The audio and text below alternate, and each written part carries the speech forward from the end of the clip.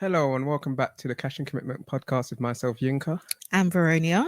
We missed you guys. It's 2025, so Happy New Year. Happy New Year. I know we haven't been about for a little while, but I guess you'll find out in the next episode, so stay tuned. Yes, there's definitely an explanation for that. So, yeah. So, New Year, highlight of 2024, Veronia? I would say my highlight was traveling to DC. I went with my business bestie, and it was the first time we'd traveled together. To be honest, I actually met her online, funnily enough, and it was amazing. We went to a conference that my coach was hosting, and it was lovely. Yeah, it's been quite a busy year, but a good year and an interesting year as well. How about you? Yeah, good year. I think highlights, there's quite a few highlights, but I guess a highlight for me would be captaining my rugby team, my home rugby team in the 2023-24 season. And it was our 3rd year anniversary, actually. And our 3rd year anniversary, yeah. Wedding anniversary. 3rd year in the old ball and chain. But yeah, no, it's been a very, very good year. Hopefully, by God's grace, be another even better year this year. So yeah. And what better way to start the year than to talk about saving and how to actually save more money in 2025. This is obviously one of my favorite topics. And I think this will be good to discuss, especially because obviously, Yinka, you naturally save money anyway. It's quite easy for you to save money. For me, it's a skill that I had to very much build up. But I think it will be good to discuss how we actually saved money last year. And then also if there's anything that we're going to be doing differently coming into 2025, because obviously we have stuff that we also want to save for. So let's talk about last year. Is there anything that you think we did quite well when it came to saving more money? I think fundamentals were there. So having an emergency fund. So we got that sorted pretty quickly just to pay for a few months' expenses just in case the worst happened or if something bad happened, like the car has gone into the garage today and it was an unexpected expense. So yeah, we've had to fork out almost $1,000. Yeah. Just like that. But we've got the money there for things like that. So that's been a really good outcome of our savings. So how about you?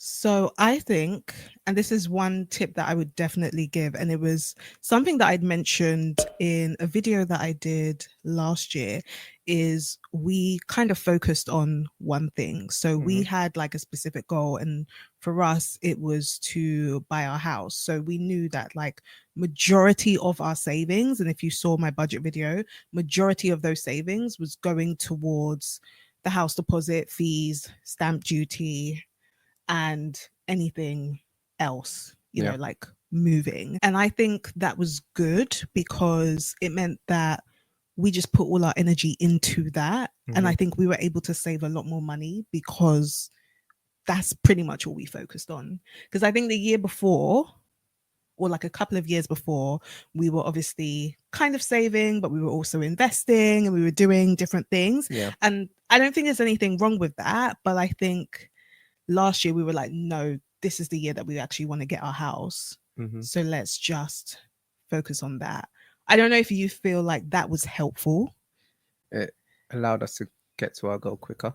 Yeah. I mean, there's sacrifices, of course. It'd be great if you had all the money in the world to be able to diversify how you're saving and stuff like that. But for us, the priority was getting the house. And I guess one of the main reasons for that was, I think it was about March 2024. Our lease was up with the place that we were renting, and obviously they want to increase the amount that we're paying, and we didn't really want to do that because it would affect our ability to save for that house that we were saving for. So we looked around, of course, and for what we were actually renting, what we were paying was actually relatively low compared to what the market was. Yeah. And yeah, it was 2024 during the time where the price of rents was ridiculous. Yeah. All around London. So what we decided to do, and probably one of the biggest things that allowed us to save a substantial amount in a relatively short time, was deciding not to renew the lease for the place we were renting and moving back into Veronia's parents' house. So that meant that we can save in bulk because we're not paying for rent anymore. We're not necessarily paying for bills, etc. And we can focus on the vast majority of our money into saving for that house. Yeah. So yeah.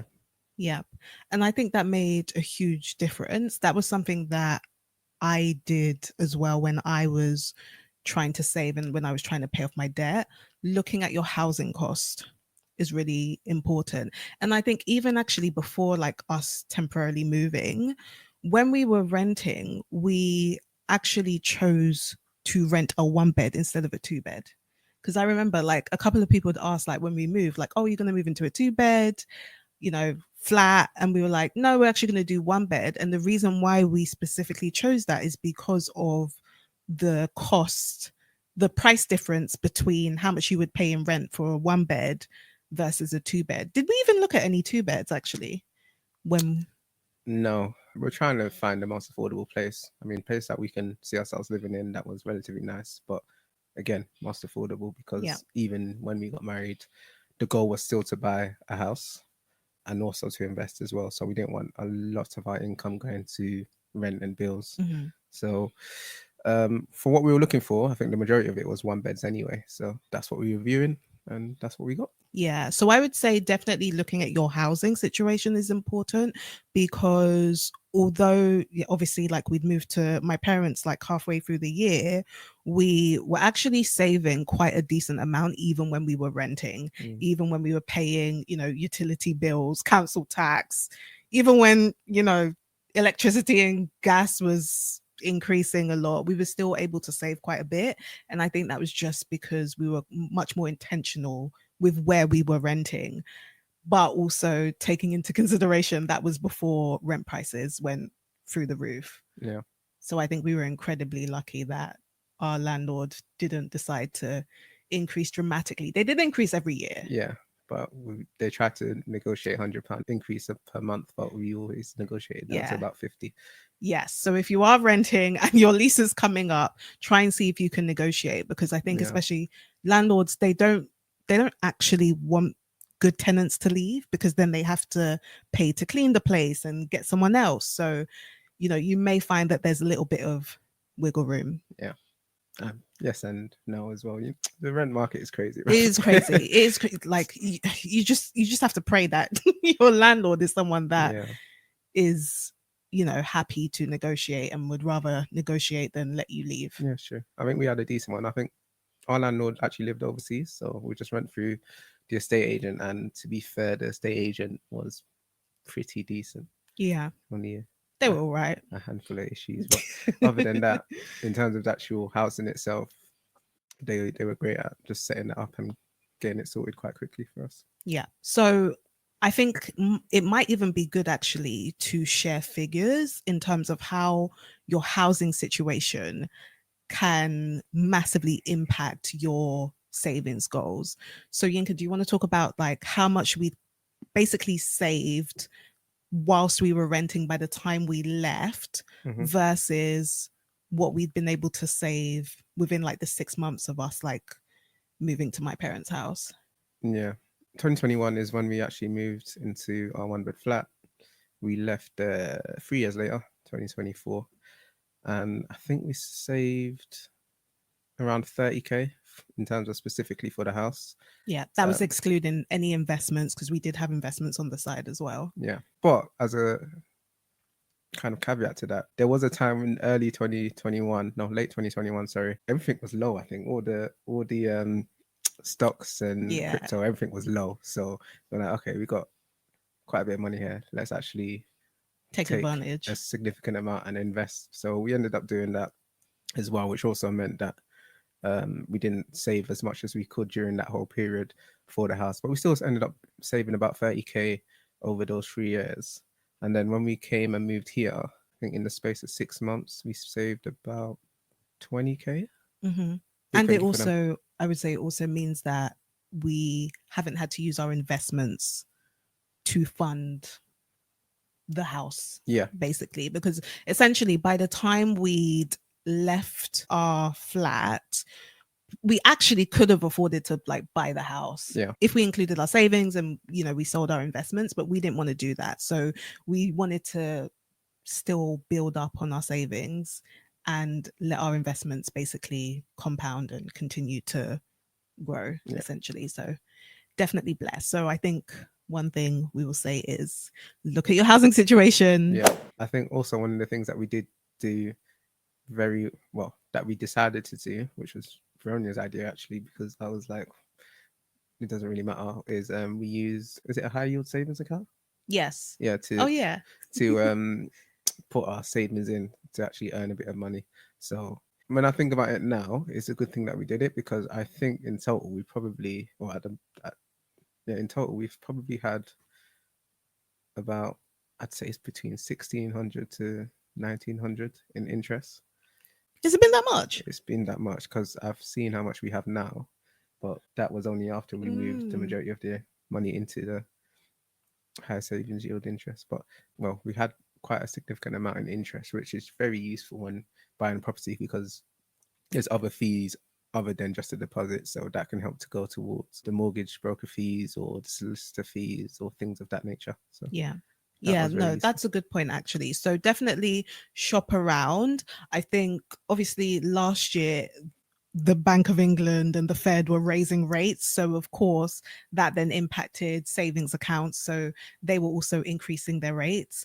Now that the Bank of England and the Fed are starting to reduce the rates slowly, it looks like, I would definitely say shop around, see if you can find a high yield savings account, look at, how much they're offering, because some of your main banks, like my main bank, they were offering chicken change. Like it Mm. was absolutely ridiculous.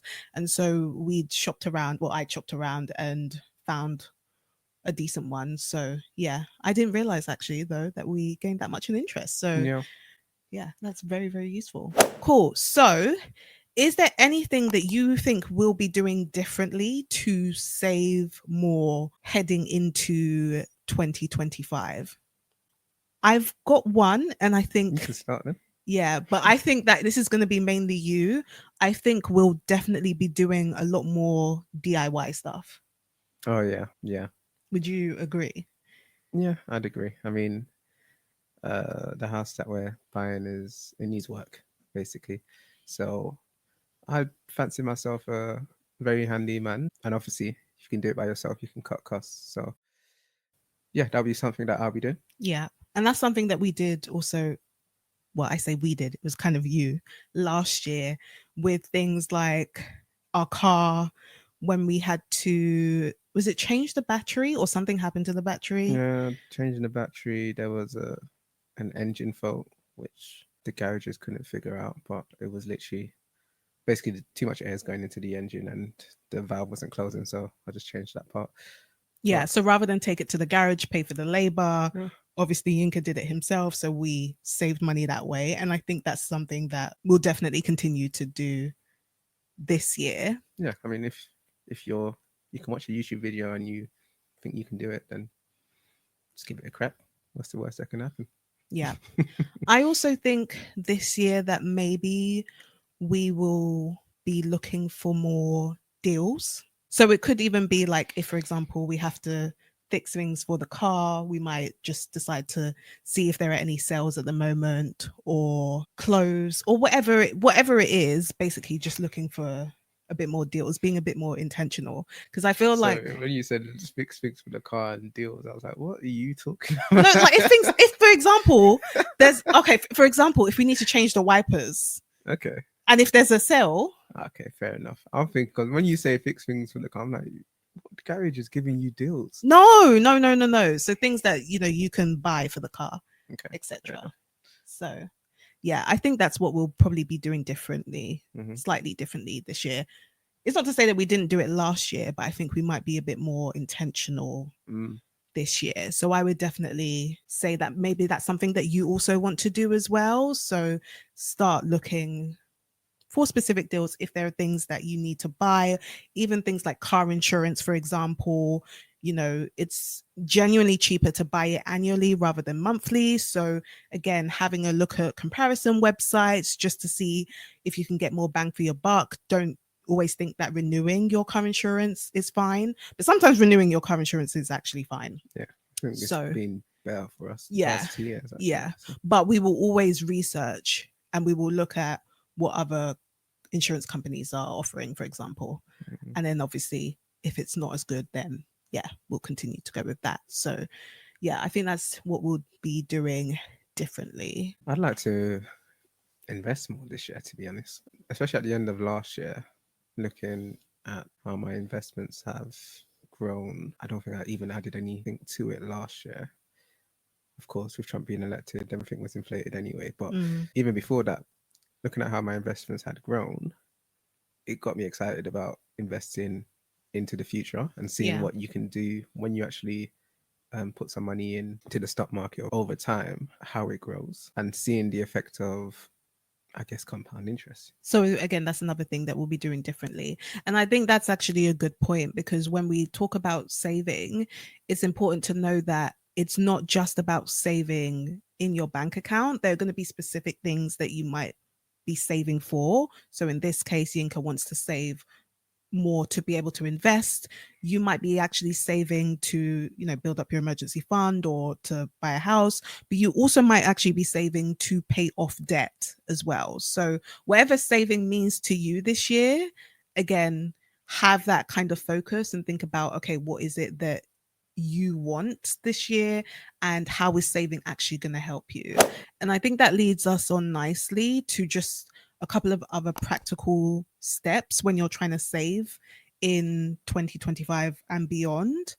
And one of the things that I would say is once you have your focus, so you kind of know, okay, this is what I want to focus on this year, I would then say, think about, okay, how much is that going to cost or what does that look like? So, for example, in Yinka's case, I would be asking you, okay, how much do you actually want to invest this year in order to like think about hitting some of your long-term goals? And then what does that look like? How much are you then going to have to save maybe per month or per quarter? It's easier to break it down when you kind of have like a rough amount of how much you will need to save. I don't know if like that's something that you've ever thought about because Not necessarily. yeah, because you usually just save the money. But it can definitely be helpful because that's actually what we did last year Hmm. because we had the goal even in like our savings pot. We had like, okay, this is how much we want to save, and then we were just saving towards that, and so we could see like how closely we were able to hit it essentially. Hmm. Yeah. And then the other tip that I would say is think about realistically how much you can save. So if you're doing a budget, for example, have a look at your expenses and see, okay, based on my expenses, based on my bills, based on also how much I typically spend, how much can I actually realistically save in order for me to hit my goal by the end of the year? Have you got any other thoughts on that? I was going to say that in not so many words. Just to say, pay yourself first, or pay your Yes. future self first. So that may mean sacrificing takeout or going out with your friends once a week or once a month. Sorry, so that you can actually save and invest your money into whatever it is you want to be doing in the future. But if you pay yourself first and pay your future self first, then it's only going to benefit you when you need that money later on. Yeah. And think about how important it is for you as well. Because I think sometimes when people save money, they're kind of just saving it in the account. Like you used to do that, Hmm. where you just kind of save it. But then I feel like once you actually had a specific goal, you were much more intentional Yeah, with the way you were saving. yeah. And when you have a specific goal, I think you save a lot more and you save a lot faster anyway because there's a end destination you're trying to get to rather than it being ambiguous. Yeah. And then I'd say the only other thing is, especially heading on to this year, if you are looking at realistically how much you can save and maybe it's not enough, that's when you want to start questioning, okay, are there other things that you might need to do? It could be that you need to focus on making more money. Maybe you get a promotion at your job. Maybe you start a side hustle or anything like that. So you change your income. Or again, it could be you looking at your expenses. Are there ways that you can reduce your expenses? Are there subscriptions that you see on your account that you've never used? Can you remove that? Again, looking at your housing situation, is there a way that you can change that? Could you maybe get a lodger in, or could you live in a shared house? Although that's not for the faint-hearted. Or could you move back in with parents? There are That's not for the faint-hearted either. it is, yeah, that's not for the faint-hearted. We're very lucky that it's basically just us here. But yeah, so definitely, obviously, take into consideration your environment when you're thinking about things like housing expenses.